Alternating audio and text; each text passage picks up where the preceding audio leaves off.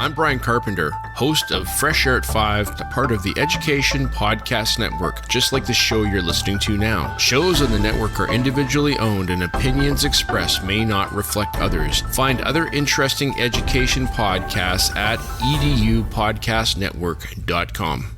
Hey, welcome back. Steve here, and today I'm talking with Laura Levine. Laura is the president and CEO of the JumpStart Coalition for Personal Financial Literacy. Yeah, this is a cool conversation.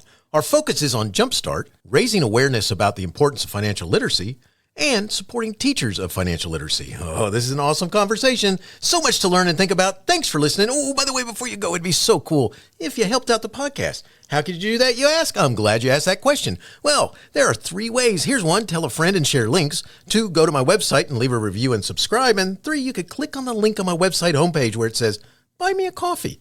And by doing this, you could donate $1 or 2 to help me address the costs associated with producing the podcast. That would be so cool. You are awesome. Enjoy the show. It's the Education Podcast, your favorite show, with lots of groovy guests and they share what they know. So crank it up to 10 and let your neighbors know that here's another show with Dr. Steve Miletto. Teaching, learning, leading, K-12. Teaching, learning, leading, K-12. Teaching, learning, leading, K-12.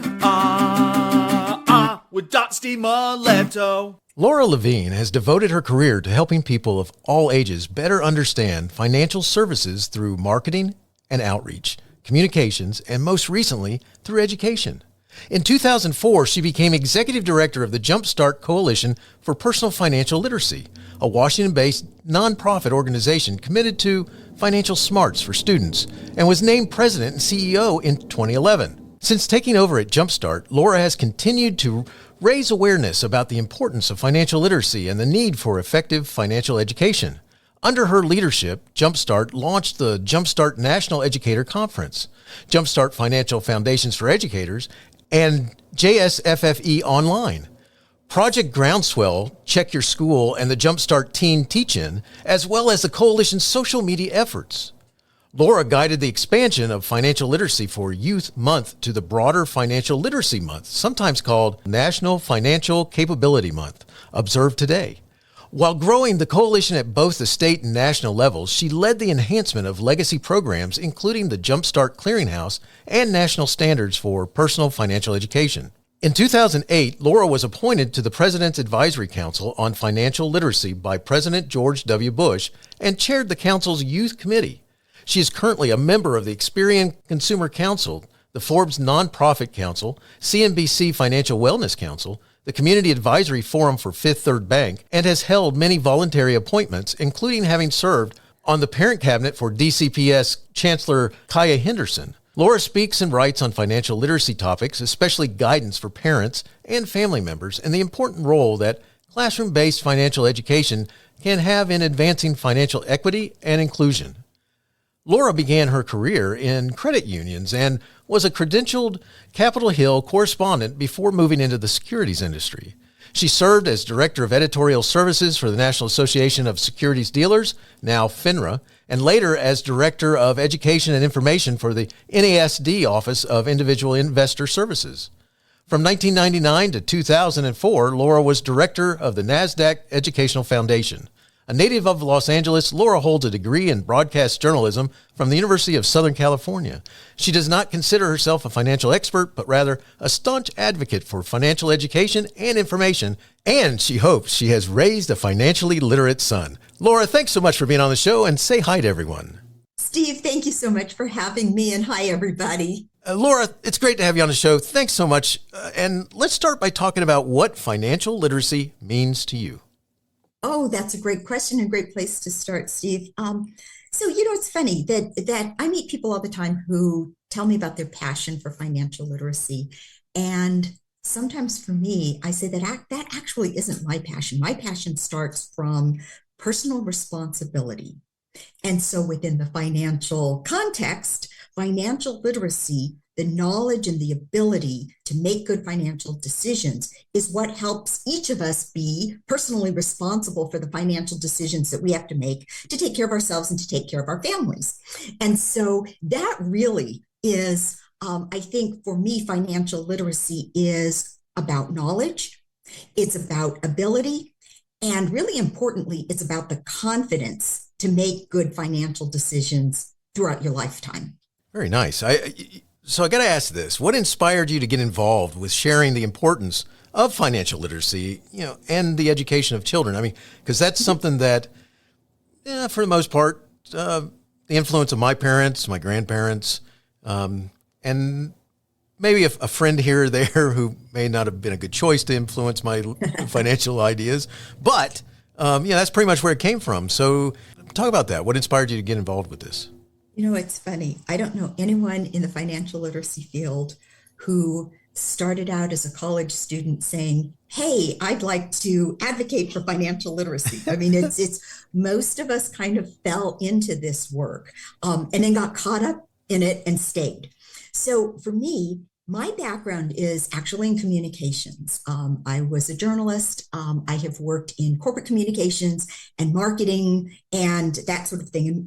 But the majority of my career has been communications within the financial services field, first within credit unions and then later within the securities industry. And a lot of that is taking, as a communicator, it's taking financial topics, sometimes complex financial topics, and sharing that information to general consumers in a way that is understandable by everyone. And so from financial information, it's not a big jump to financial education. Financial education just being a little bit more formal in how we convey it and how we teach it. And then, of course, starting at a younger age. So I really did go from sharing financial information to promoting financial education. It was kind of seamless and but not necessarily what I planned from the start. And I think that, with kids, it was really that JumpStart came calling, and it was right for me because I have raised my son during the time I've been at JumpStart, and so I immediately had the tie-in, not only as a professional but as a mom. And as a mom, because I know as a father, and with my wife, and we have two children who are out there in their professional world now and their work world. And like you said in your bio, you really hope that you raise that financial literate child. And I got to tell you that, because that's something, I at one point I was, when I attended this one school where we had your parents put money into an account and they taught you how to use checks, right? They taught you how to use checking accounts. And I literally ran into kids, I was a kid too. Literally ran into others who thought that they had money because they had checks. So therefore, if I got 15 checks, I got enough money to cover 15 checks. And it's like, right. Yeah, that's not the way that worked. It is not the way that works. And the thing is, Steve, is that today in educating kids, we have an even less tangible financial environment because really kids today don't have checks. I don't think my son has ever written a check. Right. So there are transaction accounts, which are, the equivalent of the checking accounts that we had growing up, but there are no checks. And so now we're trying to teach kids about money and about how to manage money in an environment where their money is mostly digital, and so it's conveying the same principles, but conveying it with a little less, tangibility than cash or even checks. Yeah, it's so amazing because like right now, I'm a very big baseball fan, and our team, I'm in Georgia, our team is the Atlanta Braves, and they're experimenting at the stadium with no cash exchanges. So you have to have credit or debit cards or accounts where you're using your phone and QR codes and stuff like this. And there's a theme park up here, Six Flags over Georgia, that has something similar. You walk into the park and there's a big sign that says no cash allowed. And you have to go to a kiosk and transfer it over to a card so that if you don't have a debit card or a credit card or something like that. And I can only, one of the problems totally see with all of that is coming back to our topic is that, so like when I was in college, I had a couple of fraternity brothers who, credit card, they just use a credit card for everything, right? And I'm sure at some point there was a conversation that a parent had with him about, you used it for a $3 chip, a bag of chips, man. What, really? And no wonder I can't keep track of things. And in this world of these types of transactions that are even worse, because, you can easily be just debiting that account Right. and run out of funds. And that is really where a lot of the financial literacy effort, today's financial literacy effort sprang from the number of young adults who were being given credit cards before they knew how to use them. And they were getting into trouble before they could figure out how it all worked. Well, once you've gotten yourself into financial trouble might be too harsh of a word, but once you've perhaps overused your credit, and even worse, maybe you haven't paid your payments on time, and so now your credit report shows that. Working through that and fixing it and learning from it is wonderful, but sometimes that it's an expensive lesson, because it also comes with, having to repair your credit and having to perhaps wait longer to achieve your goals, because of these problems. So JumpStart really comes from a lot of the adults who had that same experience when they were younger, that they were given checking accounts and credit cards and a lot of money management tools to handle before they knew how to manage the money. And so the idea behind JumpStart is to give young people some of the knowledge and information before they make all those mistakes. So important. I mean, because I've known friends who, and forget as kids, as adults have done something similar where they have a credit card to pay off a credit card, or they pay the minimum payment and they keep paying the minimum payment. And it's like, that's never going to end. All right. So this is not good.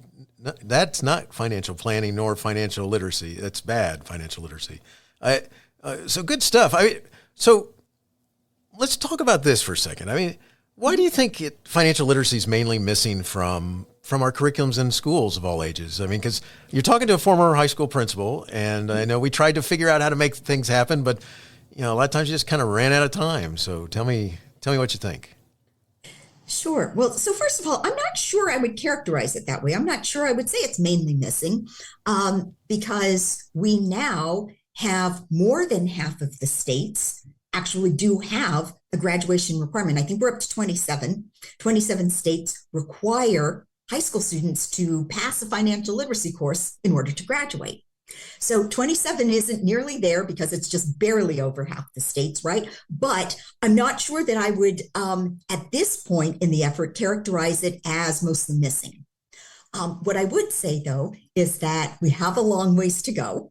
And that while we focus on high school, because those are the kids about to graduate, really what we want to do is get financial education into schools, starting with elementary school. Because we know that, and there was this Cambridge study that a lot of people quote, about how young kids they form their financial habits and beliefs by the age of 7. So if they are already forming some of these beliefs and these patterns, don't we want to steer them in the right direction, even before they understand the complexities of finance, just the basic understanding of, things like delayed gratification. Let's start early so that they don't have to unlearn the wrong way before they learn the right way. The other thing that I would say is, I would love to see more financial education in middle schools, because while we are celebrating the number of states that have adopted financial education requirements, for any of those states or any of the pockets of those states that also have high school dropout problems, high levels of and it's disproportionately young men of color, but any areas of the country where there's a dropout problem, it's possible then that we're still missing a lot of kids. So even if you're in a state that has a requirement, if the student drops out before getting that class, some of the kids who would need this the most still miss the course. So introducing it in middle school actually gives them some information earlier on, and maybe even changes their direction. Maybe even some of these students who learn about finance earlier will think twice about, what that educational path is, and the importance of staying in school until they graduate. So there is a lot to do. And I would say, Steve, that, in asking why it's missing, it's complicated, I think. And really, it's not that there are that many detractors. There are always a few. But most of the time when you talk to people, they will say, yes, this is good stuff. This is something that young people should know. The challenge has been, it's good, but is it good enough to be a high enough priority that the school district, the voting population, will work to make it a requirement. So we're kind of caught in the middle. It's not that everyone out there is saying, no, we don't want this in our schools. They're saying, yes, we do, but we haven't been as effective as we want to be in making it a high enough priority where all the states and all the schools say, yes, we have to do this. It's so amazing when we think about it, because one of the things that happens in curriculum and so forth is that, if you add, something's probably got to go away, or you got to bump things around and start trying to figure out what's most important. And, one of the things that we find out is that a lot of times with financial classes, the kids who already have some understanding of it are the ones who turn out for more of it. And it's like, oh, come on now. Time out here. We got to figure this out. And but it's so much needed in so many different ways, as you see, because going back to something we just talked about a minute ago, which is the way the world's going with, because you really feel the pain if you actually hand over the cash. Mm-hmm. If you use the plastic card, it's imaginary, so right. It's coming from somewhere else. All right. So you already kind of talked about this. What I wanted to do, Laura, was get you to, let's talk, so what is JumpStart's purpose? And let's talk a little more about who makes it up. Who is Sure. JumpStart? Sure. So that's a really good question. And thank you for asking, because I like to answer it. JumpStart is a coalition of more than 100 national organizations. And these organizations, a lot of them are household names. They are financial institutions, they are universities, they are government agencies, and some of the best known nonprofit organizations, either in finance or in education. And so it is a lot of entities from a lot of different sectors that share a common interest in advancing financial literacy. So the coalition is this whole bunch of organizations that believes that we can achieve this better and faster by working together. And so that was really where JumpStart started. We were founded in 1995, so 30 years ago. In fact, we were founded December 1st, 1995, so at the end of the year. So our 30th anniversary is coming up here in December. And back then, as I mentioned, in the mid-90s was really when we saw that surge in credit card debt, especially among young adult consumers. And a lot of that was, credit cards used to be hard to get. Then banks figured out, well, let's make it easy for them to get. And then a lot of young people get them in, to increase the volume. And 18-year-olds, and you would hear the stories about, college campuses and freshmen show up for orientation and they're all the credit card companies saying, hey, sign up here and we'll give you a free t-shirt. That was real. And a lot of these young people took credit cards because they were being offered, to them, and they didn't really know how they worked. So what is this minimum payment? Can I charge it up to the limit and I only have to pay a little bit? And those were the sorts of things that really, that was really where the coalition started. But addressing the credit issue, the founders of JumpStart realized that, look, everything is connected. You can't just do credit education. Credit education is tied to savings education. It's tied to budgeting, which then is tied to investing, because if you amass more money, then how do you make it grow? And that personal finance is really a multifaceted topic that's all interwoven. So you can't really segment them out to teach just insurance, just taxes, just investing. It really all flows together. And so that's really JumpStart is not an educator. We're not educators ourselves, but rather we are the coalition that brings all the stakeholders together. We do initiatives on behalf of all of those stakeholders. We like to say we're the head cheerleader of the financial literacy movement. We are the original promoter of April as Financial Literacy Month.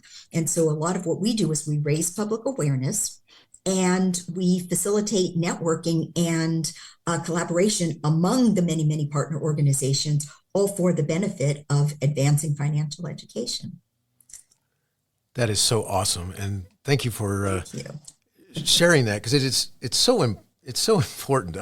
It's funny because I can tell you about the number of gasoline cards that were trying to get my attention as a fresh, once I turned 18, and because that was once I turned 18, it was like, oh my gosh, and it wouldn't say to the parents of it, it was to me. I was 18 years old. And that's very intoxicating for a young adult. Yes, very much so. I am somebody. I'm quoting a movie here, but it's like I am somebody. I'm in the phone book. No, I'm phone book. Yeah, that's old school too. But right. I think today's students would say what? Yeah, exactly. I'm in the address book inside my phone. There we go. But it's it is so important, and it is so cool. So how does the JumpStart Coalition provide support and resources for teachers who teach financial education in schools? Mm-hmm. So a number of ways. And I think, first of all, where I would start with is that we are, in fact, a coalition. And I think, Steve, I maybe wanted to backtrack a bit and say that we are a national coalition of all the many entities that I mentioned, but we're also a network of independent state affiliates. So there are JumpStarts or JumpStart affiliates in most of the states that work to serve, the people of that state. And we've done this because, some states have requirements, some don't.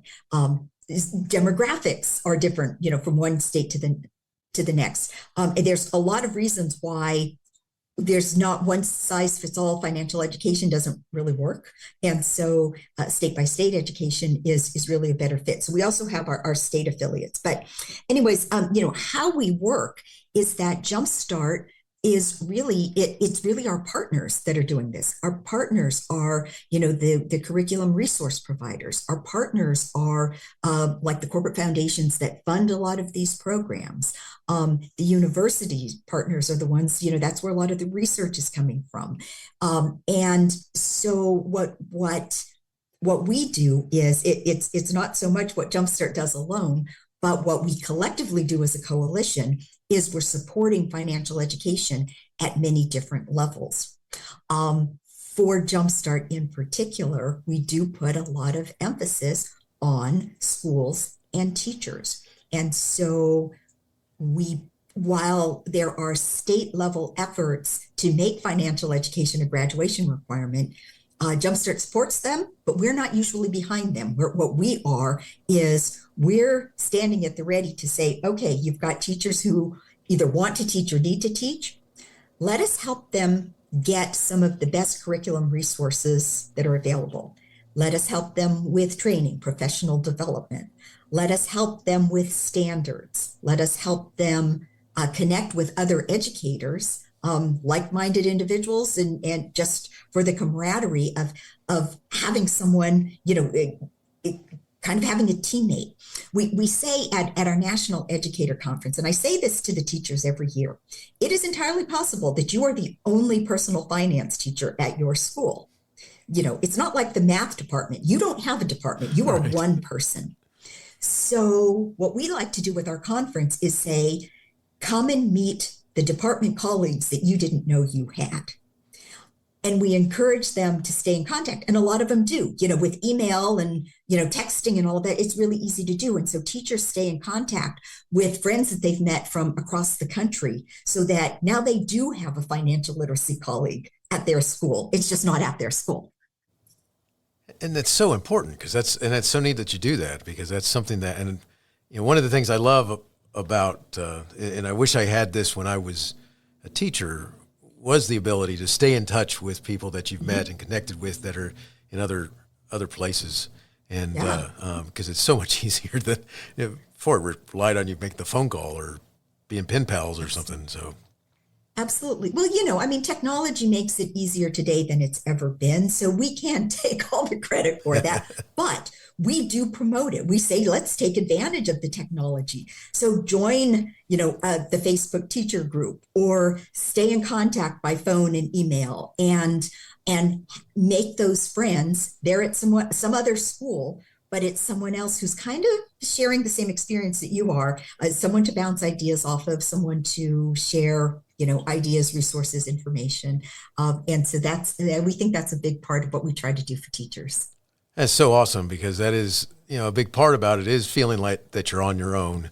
And if you're on your own, then it can become, that little voice inside your head going, do I really know what I'm doing? And can I do this? And then if you add a different voice that says, yes, you do, and let's talk about the things that you're already, that's awesome. I love it. The good stuff. So let's talk about something that I read about. It's called For Me, It's Personal campaign.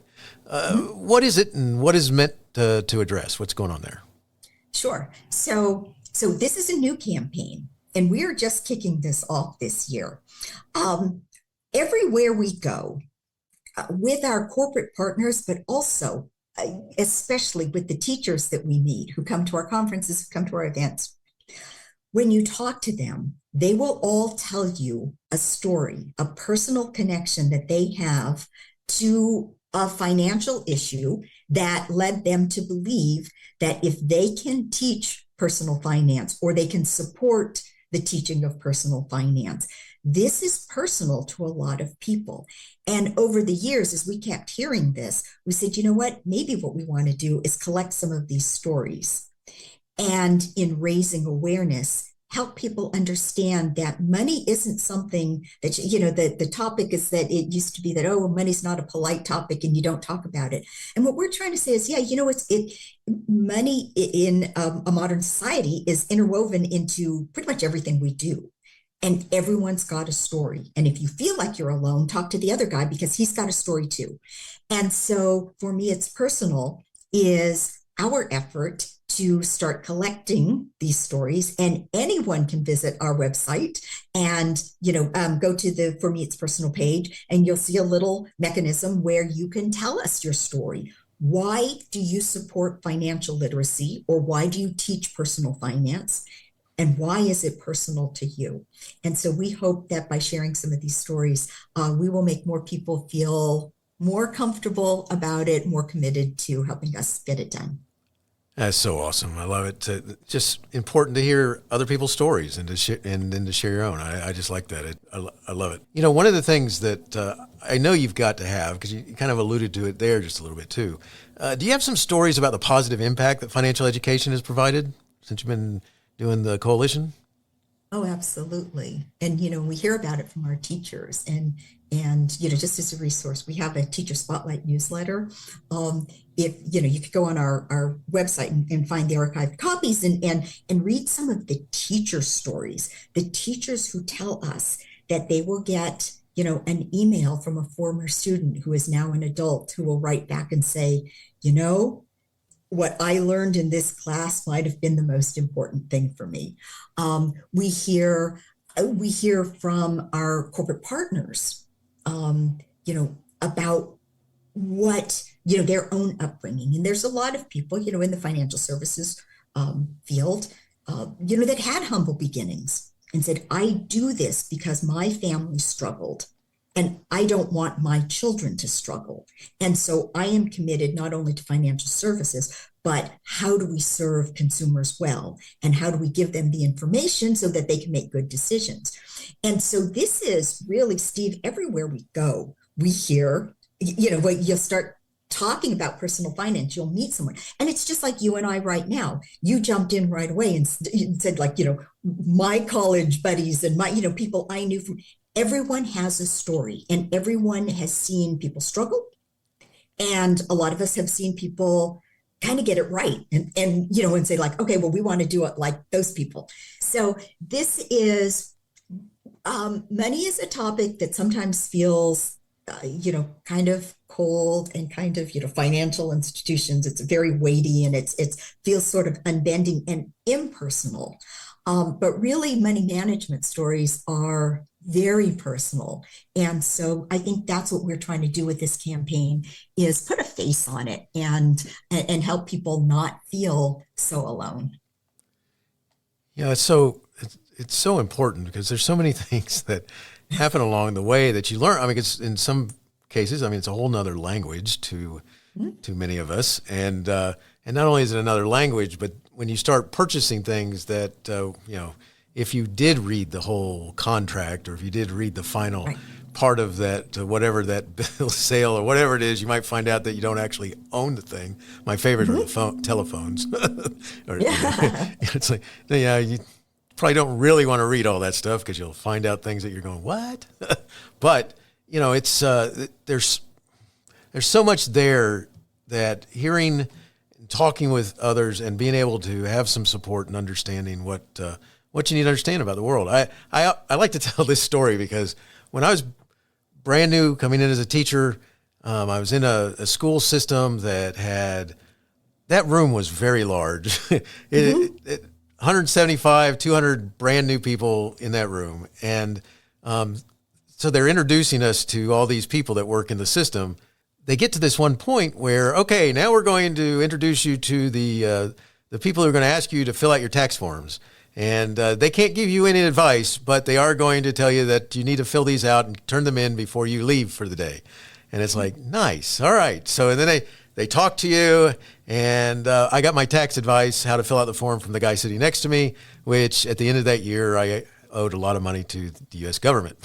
So I learned, don't just ask the guy sitting next to you. So, but, and a lot of things we do, there's with finances, there's a lot of things we learn trial by fire, like buying your first car and, and then move forward into a house or, whatever that loan is that you need to take out because you've got something to repair. There's so much there that having that support, having stories from others share what they did or to overcome or to address those issues. I just think it's neat what you're doing. And one of the things that JumpStart has is you have the JumpStart Coalition has partners like you've talked about. You have talked about these corporate partners. And I was wondering if you could talk about how these partnerships help the coalition share their focus. Oh, sure. Absolutely. So JumpStart, while we do have a pretty wide national reach, we're a small nonprofit organization. And many of our partners are larger and a lot better resourced. We have a lot of banks that, people would know their names. We have Wells Fargo and we have Bank of America and the Charles Schwab. We have government agencies with the FDIC and the SEC are JumpStart partners. Visa and, the credit card companies and, as well as things like universities and the nonprofits and what have you. But some of the corporate partners and the government partners have reached that we couldn't possibly, reach ourselves when they're doing their own programs. So the idea of the coalition is not all the things that we do under JumpStart's banner, but everything that this partner does and everything this partner does. And what they do under their own banners, under their own brand. But when you look at it collectively, we can make a real difference. And so even with, the largest partners, the banks and the government agencies, they can't do it all. So we're going to get there faster if we're all rowing in the same direction. And that's really the idea. It is working together. There's also, like when we talk about, we've got, insurance like Mass Mutual, and then we have investing like Charles Schwab, and then we have like the credit reporting companies like TransUnion and Experian. They each have different segments of expertise within personal finance. So again, it's that we can cover all the topics better if we work together than if everyone tries to go it alone. So that's the whole essence of trying to do this as a coalition. I think also it just makes it a lot of fun. We're just really proud of, that we have both the regulators and the institutions they regulate. We have some of the natural, I mentioned, Experian and TransUnion. They're both represented on our board. So we bring, two head-to-head competitors to the same table. And I will tell you, but I think our partners will also tell you that they really are proud of this being someplace where they are willing to check their egos at the door, so to speak, and say, look, when we're out there, we're, I wouldn't say mortal enemies, but we're head-to-head competitors. But in the financial literacy space, we're on the same side. I think that's kind of special. That is neat. It is. It's just approaching it that way because competitors coming together to address an issue that needs to be addressed. I love it. All right. So, Laura, we're getting close to finishing up. And before we do, I have a scenario I want to give you here. Mm-hmm. So if you were given a chance to talk to a conference of school board members this summer, all right, what would you tell them that you would want them to remember about the need for financial literacy in schools? I would say that, we hear a lot of people say, why are we trying to put financial education in schools? Schools are overburdened already, and isn't this the parents' responsibility? So on the surface, I would say, yes, this is the parents' responsibility. But here's the thing. There are kids who don't have parents or who don't even have adult guardians who can guide them. There are students who have wonderful parents or adult guardians, but who know absolutely nothing about finance themselves. So how can they teach something they don't know? And then you have kids, and I might throw mine into this mix, who, even though they have a parent who might be able to guide them, they sometimes learn better in a different environment, that they might hear it from a teacher or they might not hear it at home. So there's a lot of reasons why financial education in school will help us level the playing field for the students who can't get this at home or can't get enough of it at home. And then even for those getting the guidance, in schools, we teach very, standards-based, balanced, at least we hope that's what's being taught is very, balanced factual information. And so sometimes it is a broader look and maybe a more substantial look than what you would get at home, especially if at home you're getting if sometimes the parents don't have the right information and that gets passed down. So what I would say to this, room of school administrators is that financial education in schools is our industry's best contribution to financial equity and inclusion. People talk about equity and inclusion and say, well, that financial services is open to all and we want everyone. But if your background doesn't give you enough information and perhaps enough confidence to walk into that bank to open the account, then the inclusion efforts are going to fail. We can use schools to break generational cycles. We can give kids different information than what their parents had so that it might not be inclusion today, but we don't want to be here 20 years and be having the same conversation, so I don't want my 20-year-old son, 20 years from now saying, boy, if we had only taught the kids before, right? So that I think is really where we are. We really, I would say to these administrators, help us get this in school, help us reach everyone. That's so powerful because I love that. And I love that. And that would be so important for them to hear because it is. I mean, because even in well-meaning families, I mean, they got to make time to have that conversation and talk about things and show. And if just suddenly we've gone from 8 years old to now we're, 19.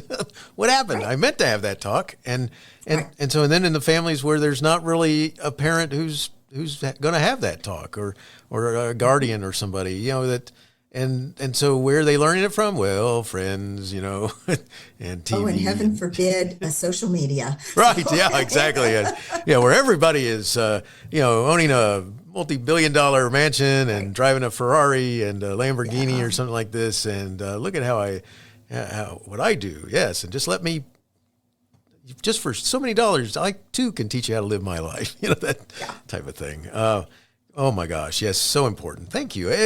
Laura, where can our listeners find additional information, connect, and learn more? Absolutely. So we would love to have your listeners come to jumpstart.org. That's our website. And you can connect to all of the things that we do, our partners, our own initiatives, the national standards, the teacher conference, and all of that can be found on jumpstart.org. But I would also encourage them to go to jumpstartclearinghouse.org. That's our online searchable database of financial literacy resources from a wide variety of partners. So we have, I think now we're at about 800 resources listed in our clearinghouse. They're not JumpStart's resources. They're the resources from all these partners I keep talking about. And so, whether they are, full-blown classroom curricula or, games or videos or, self-help books, and it is for all ages. And I think one of the other things that's important for your listeners is that, JumpStart focuses on students, but we serve really all people. And so, to support students' learning, we have to support the teachers and we have to support the parents. So there are adult resources in our clearinghouse and plenty of things for everyone and what we feel good about with the clearinghouse is that it's a curated list of resources. So we do allow corporate entities to put their resources with their brands and their logos and in there, but not anything that sells anything so it can't be, here's this wonderful information. And then at the end is open your account here. We don't take those resources. So no matter how good the information is, the information in the JumpStart Clearinghouse is free from specific financial advice. It is free from, marketing to, sell services or accounts or products. And then the other place is jumpstartfinancialfoundations.org. And this is our online curriculum. It was developed for educators, but it is something that any adult consumer can use because Jumpstart Financial Foundations for Educators, the website is just jumpstartfinancialfoundations.org. I should have said that. The whole name, but the website is jumpstartfinancialfoundations.org. Anyone can use this, and it was developed for teachers not to teach them how to teach, but rather to improve their own level of personal financial literacy.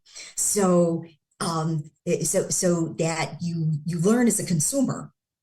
And then when you are more confident as a consumer, then you can use any of these other resources in the clearinghouse, much more effectively, much more confidently, and you get a better outcome. And so those are probably, you can reach those from jumpstart.org, but there are a couple of extra ones that I think your listeners in particular might be interested in. So awesome. I'll make sure that information's in the show notes so it's easily found I got to tell you, as an educator, I always look for those types of resources. So good stuff. So Laura, I got one last question for you, and it's a question I like to ask my guests, and it goes like this. Do you have a teacher in your past who made a difference in your life? If so, who was it, and what would you say if given the chance to say thank you? So that one is hard for me because there's so many teachers, not just my personal teachers, but I have a lot of teachers in my family, my sister-in-law, we've got, tons of relatives. Plus we meet hundreds of teachers every year through the JumpStart National Educator Conference. So it's hard for me to pick out those special few. I have three in particular.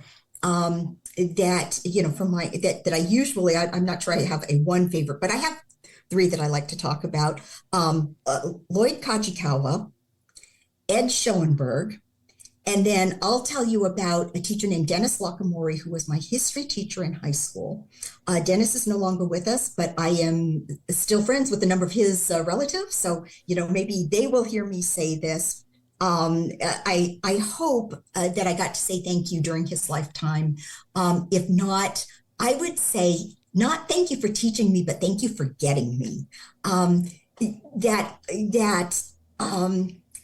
The thing that made a difference was this was someone who saw beyond just the test or the grade or, how much history did you learn in my class, but kind of saw me as a person. And I could tell that it was different. And so even at high school, I knew that was special. And so I think what it taught me is that in education, that's what people want, is that whether you're a good student or a less good student, your education is valuable if you feel like someone who's teaching you sees you as you, and that's something to build on, no matter where in the spectrum you are. So I think I would say to Dennis Lockamore, thank you for getting me. That is so awesome. Thank you so much for sharing that story. That is so cool. I love it. I love it. I love it. Laura, thank you so much for talking with us about the JumpStart Coalition, Financial Literacy and Education. Powerful and so much needed. Wishing you the best in all you do. Well, great. Thank you so much for having me. And I hope this is helpful to you, your listeners, to all the teachers out there. Hey, you have been listening to Teaching, Learning, Leading K-12, a podcast to help you help kids achieve their dreams. Teaching, Learning, Leading K-12 is a member of the Education Podcast Network. Podcasts for educators, podcasts by educators. Teaching, Learning, Leading K-12 is a member of the podcast network based in Canada called Voice Ed Radio. Voice Ed Radio, your voice is right here. The opinions expressed on Teaching, Learning, Leading K-12 are those of the guests and host. Teaching, Learning, Leading K-12 is intended to share ideas, advice, and suggestions. Teaching, Learning, Leading K-12 is produced for educational purposes. Hey, thanks for listening. It would be awesome if you visited my website at stephenmiletto.com and connected with me, left a review, and listened to more episodes. And by the way, you could also share it with your friends, with your family, and your colleagues. Thanks so much. You're awesome.